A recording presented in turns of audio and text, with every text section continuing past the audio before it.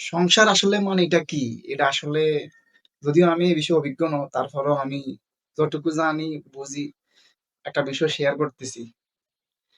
শহর থেকে একটু দূরে রিমোট এরিয়ায় গেলাম যে কোনো একটা কাজে। দেখলাম একজন ভদ্রলোক, একটা ভদ্র মহিলা লাহারকি কুড়াচ্ছে। মানে পাতা কুড়াচ্ছে এরকম, মানে তাদের আগুন ধরানোর জন্য যে জিনিসপত্রগুলো নিচ্ছে আরকি এক জায়গা থেকে আরেক জায়গায়। স্বামী-স্ত্রী উনারা। তো জিজ্ঞেস করলাম, "কি অবস্থা? এত রোদে দিয়ে এত কষ্ট?" তো উনারা আসলে যে এক কথায় বলল সংসার করে। এখন আজ এই কথা কেন বলতেছি, মেয়েরা সংসার মানে যেটা বুঝে আরকি যে আপনার বিয়ের পরে জামাইকে নিয়ে হানিমুনে যাবে, তারপরে ঢাকা শহরে যদি কেন্দ্রিক চাকরি-বাকরি করে তাহলে সপ্তাহে ঘুরবে, ভালো জামা কাপড় কিনবে, যেটা আসলে বর্তমান ওয়েস্টার্ন কালচার দেখে অথবা বিভিন্ন কাপল ব্লগ দেখে অনেক অনেক মেয়ের আসলে বিভিন্ন উল্টাপাল্টা স্বপ্ন দেখা শুরু করছে।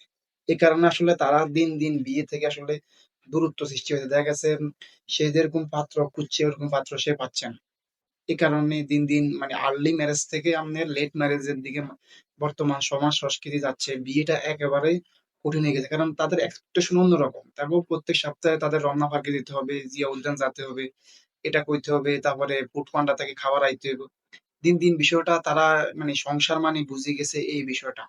তারপরে আপনার আমাদের অতীতে আমাদের আত্মীয় স্বজন ফ্যামিলি মা বাবা যারাই অতীতে যারা সংসার করছে তাদের কিন্তু সংসারটা এত কষ্ট ছিল না।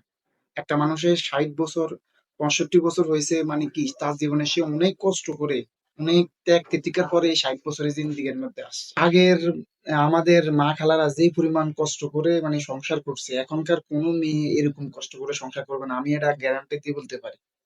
একেবারে ধান মাড়া থেকে শুরু করে একেবারে সুই সুতা থেকে রুটি বেলা পর্যন্ত যে কি পরিমাণ কষ্ট করে সংসার করছে, এটা আসলে তারাই বলতে পারবে অতীতে যারা সংসার করছে। এখন বর্তমানে যারা মানে সংসার করতে তার ১০০ ভাগ তুলনায় ১ ভাগও তারা কাজ করে না।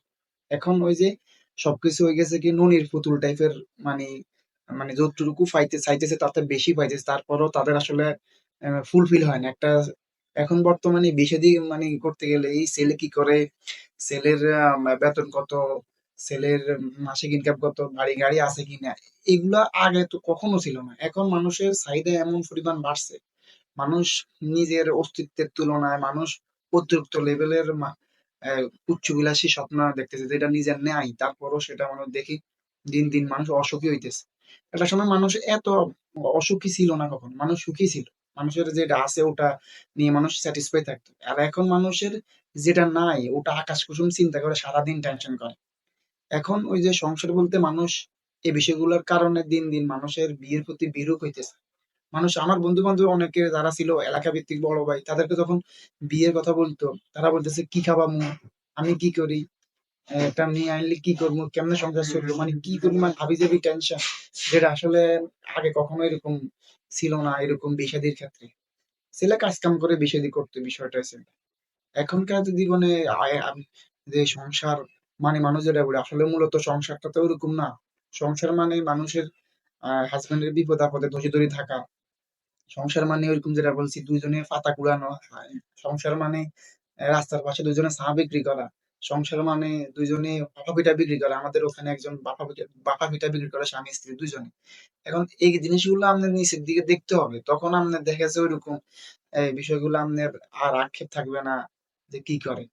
আপনি যদি দুজনে আ মিলেমিশে কাজ না করার টেনডেন্সি না থাকে তাহলে আসলে সংসার কখনো সম্ভব না। আপনি যদি ভাবেন যে সংসার মানে আকাশ কুসুম চিন্তা ভাবনা, বর্তমান ফেসবুক অথবা ইউটিউবে যারা ব্লগিং করে তাদের মতো সংসার, তাহলে আসলে আপনি শতে নয় হাজারো কোনো ছেলে খুঁজে পাইবেন না। আর যদি স্যাক্রিফাইস মাইন্ডেড থাকেন, একসাথে কাঁধে কাঁধ মিলে কাজ করবেন, তাহলে আপনি হাজারো পুরুষ পাইবেন, হাজারো মানুষ পাইবেন সংসার করার জন্য। বর্তমান ঢাকা শহরে এভেলেবেল মানুষ আর একটা এভেলেবেল মেয়ে আবিতি আছে, কারণ তারা বিয়ে করতেছে না কেন? একটা জরিপে দেখছি অনেক ভালো পরিমাণ, প্রায় মনে হয় 20-30% এখনো 30+ মেয়ে এখনো বিয়ে করেনি। এর কারণ হলো তারা তাদের আহ, অনুযায়ী, যোগ্যতা অনুযায়ী, তাদের এক্সপেকটেশন অনুযায়ী ওরকম ছেলে পাইতেছে না। ওরকম হ্যান্ডসাম স্যালারি, ওরকম গাড়ি বাড়ি এরকম আলা পাইতেছে না, কেন তারা আনমেরিড থাকতেছে। তারা ভাবে জীবন মানে খুবই সুখের, জীবন মানে একেবারে দোলনায়। জীবনটা আসলে এরকম না, আপনি যেভাবে যান যেখানে যায় আপনাকে পরীক্ষার সম্মুখীন হতে হবে। ভালো ছেলে হলে হয়তোবা আমরা টাকা পয়সায় কষ্ট থাকবো, আর যখন টাকা পয়সা থাকবো তখন ছেলে জুয়ারি মদখোর বিভিন্ন প্রকার এই উল্টাপাল্টা ওই কাজ থাকবে, ওদের ওই অ্যাক্টিভিটি থাকবে। যাই হোক, এই বিষয়গুলো বলার উদ্দেশ্য হলো সংসার মানে সবসময় একরকম না। সংসার মানে পরিস্থিতি যে সময় যেখানে নেয় ওটাই।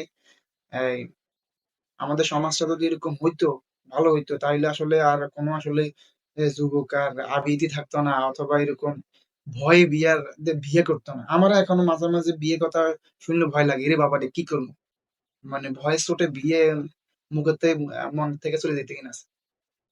যাক, ঠিক আছে, আপনারা সচেতন হন। আহ, সবাই ভালো থাকবেন।